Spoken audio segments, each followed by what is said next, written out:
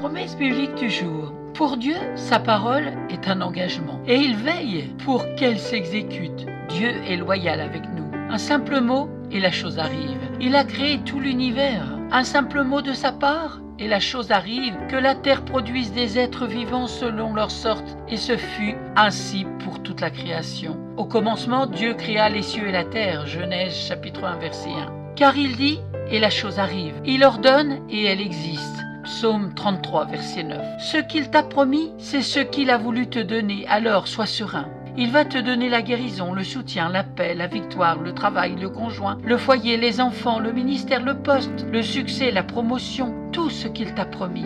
Reste devant sa face, tiens-toi encore dans sa présence. Continue d'intercéder, continue de croire en lui. Tout le monde entier est entre ses mains et bien sûr ta vie est entre ses mains. Ce que tu veux, tu cherches, tu désires être entre ses mains. Reste donc calme, aie confiance en Dieu. Dieu a promis à Abraham un héritier qu'il sortira de ses entrailles et il l'a fait. Lisons cela dans Genèse chapitre 15 verset 4. Ainsi la parole de l'Éternel lui fut adressée ainsi. Ce n'est pas lui qui sera ton héritier, mais celui qui sortira de tes entrailles qui sera ton héritier. Prenons un autre exemple que celui d'Abraham, celui de Joseph. Dieu a révélé en songe à Joseph qu'il serait élevé et il l'a fait. Genèse chapitre 37 versets 5 à 9. Joseph eut un songe et il le raconta à ses frères qui le haïrent encore davantage. Il leur dit « Écoutez donc ce songe que j'ai eu. Nous étions alliés des gerbes au milieu des champs et voici ma gerbe se leva et se tint debout. Et vos gerbes l'entourèrent et se prosternèrent devant elle. » Ses frères lui dirent « Est-ce que tu régneras sur nous?